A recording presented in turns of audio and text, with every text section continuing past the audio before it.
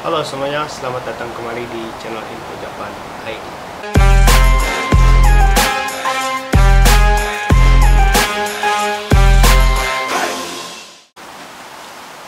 Oke semuanya, sebelumnya saya mau minta maaf kepada teman-teman semua bahwa channel Info Japan ID selama 2 bulan kemarin itu tidak upload video ya, dikarenakan ya malum lah karena saya ini adalah seorang pekerja di Jepang, jadi lebih mengutamakan kerja ketimbang bikin video tuh.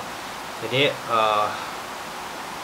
selama 2 bulan kemarin itu kebetulan perusahaan saya ini tuh lagi sibuk-sibuknya ya, jadi malum lah awal tahun, jadi harus banyak pekerjaan yang dilakukan. Oke, dan kebetulan hari ini adalah awal bulan, jadi saya sudah terima gaji dari perusahaan. Ya, gaji selama 1 bulan kemarin habis-habisan lembur ya. Alhamdulillah. Oke, tapi saya tidak ingin membahas tentang gaji ya. Jadi di video kali ini saya ingin membahas tentang biaya hidup di Jepang, kurang lebih 1 bulan berapa sih yang harus dikeluarkan untuk bisa hidup dan tinggal di Jepang. Oke, untuk biaya ini sendiri saya bagi menjadi 3 golongan ya. Yang pertama adalah biaya yang dipotong oleh perusahaan, yang kedua adalah biaya belanja bulanan, dan yang ketiga adalah biaya belanja mingguan. Oke, langsung saja. Yang pertama, biaya yang dipotong oleh perusahaan. Jadi ya sebenarnya kita tinggal di Jepang itu gak gratis ya, untuk tempat tinggal sendiri, untuk makan, untuk listrik, air dan segala macamnya, gas juga mungkin, dan juga ada asuransi, dan juga kita harus bayar pajak ya. Jadi ini tuh dipotong oleh perusahaan. Oke, langsung aja yang pertama, biaya yang dipotong oleh perusahaan. Jadi kita tinggal di Jepang ini tuh tidak gratis ya, untuk tempat tinggal, untuk listrik, air, gas dan segala macamnya, juga untuk asuransi, terus juga pajak ya. Nah ini tuh kita bayar ya, jadi setiap bulan itu bayar. Ini tuh biasanya langsung dipotong oleh perusahaan dari gaji kita. Ada juga beberapa perusahaan yang tidak dipotong ya, jadi ada juga beberapa perusahaan yang harus bayar sendiri. Nah kebetulan di perusahaan saya ini tuh sudah dibayarkan oleh perusahaan, jadi kita itu terima gaji itu sudah gaji yang tidak perlu dipotong lagi untuk apartemen, listrik, pajak dan asuransi dan lain-lainnya ya.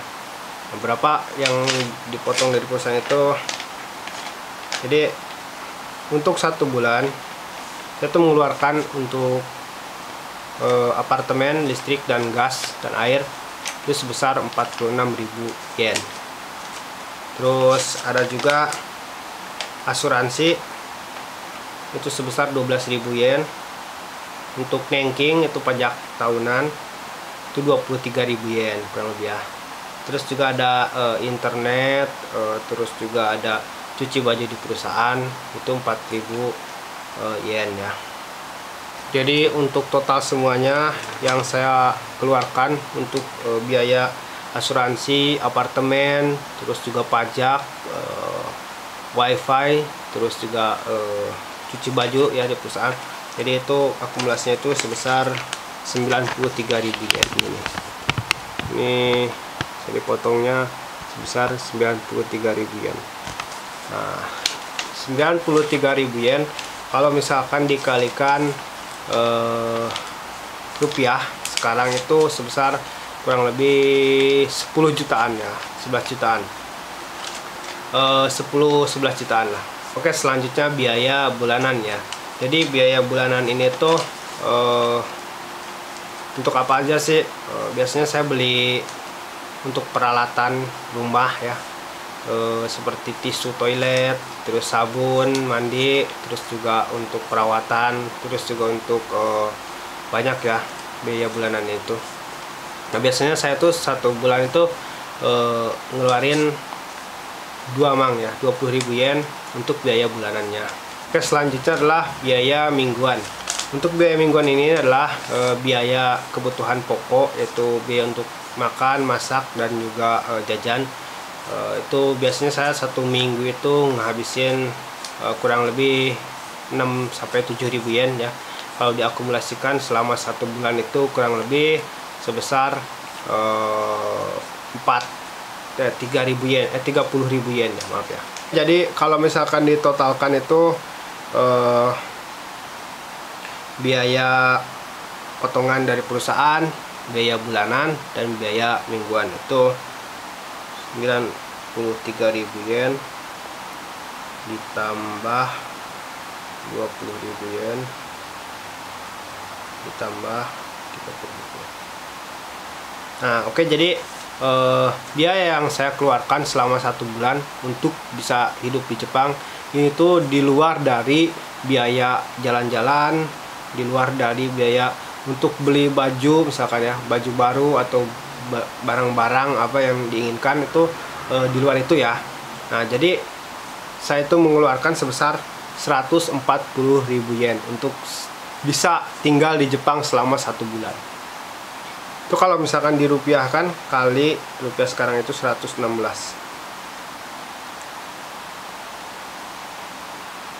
Nah, kalau misalkan dirupiahkan, saya menghabiskan uang sebesar 16.500.000 untuk selama 1 bulan tinggal di Indonesia. Nah, biasanya rata-rata berapa sih yang didapatkan bersih setelah dipotong ini? Itu setelah makan, setelah belanja, jalan-jalan.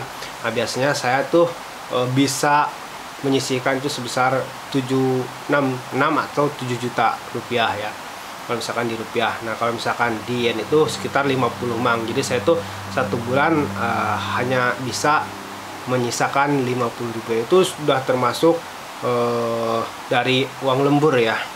Nah, jadi tinggal di Jepang itu tidak murah ya, jadi mahal. Kalau bagi saya sendiri itu mahal ya, apalagi apartemen, listrik, pajak, dan airnya itu harus bayar sendiri gitu kan di perusahaan saya. Dan kebanyakan di perusahaan lain juga, perusahaan Jepang ya, semuanya untuk para jisusei, untuk para pemagang itu rata-rata dibebankan sendiri gitu. Jadi tidak ada pembayaran dari perusahaan. Misalkan apartemennya dibayarkan oleh perusahaan, itu tidak ada ya, kecuali kalau misalkan memang apartemen itu milik perusahaan ya. Bisa jadi hanya bayar air dan listrik. Tapi untuk nengking dan pajak dan asuransi itu wajib bayar sendiri ya. Nah, jadi kurang lebih seperti itu. Karena kemarin itu ada teman saya yang minta dibikinkan video tentang biaya hidup di Jepang gitu kan. Nah, tapi saya tidak bisa bikin video serinci mungkin gitu kan ya, karena pengeluaran seseorang itu berbeda-beda kan. Ada yang lebih irit dari saya, mungkin ada juga yang lebih boros daripada saya gitu kan. Tapi rata-rata itu hampir sama ya. Nah, untuk misalkan di apartemen yang lebih murah lagi tempat tinggalnya ya, biasanya itu potongannya hanya 70 ribu yen potongan dari perusahaannya, maksimal itu 70 ribu yen. Nah, kenapa saya bisa sampai 93 ribu yen ya, karena apartemen saya ini itu termasuk mansion dan juga seperti rumah di Indonesia ya, sudah komplit, ada kamarnya 2. Ini tuh udah dibagi 2 ya, 93 ribu yen itu. Nah, untuk apartemen itu sendiri saya bayarnya 46 ribu yen ya selama 1 bulan. Nah, di awal sudah disampaikan. Tetapi jangan khawatir untuk teman-teman yang ingin ke Jepang. Kalau misalkan teman-teman masih jisusei, masih pemagang, itu biasanya akan dicarikan apartemen yang lebih murah. Nah, dikarenakan saya ini sudah bukan pemagang lagi, jadi ya apa adanya lah apartemennya, yang paling dekat, yang penting dari perusahaan begitu ya, walaupun mahal. Oke, sampai jumpa di video selanjutnya.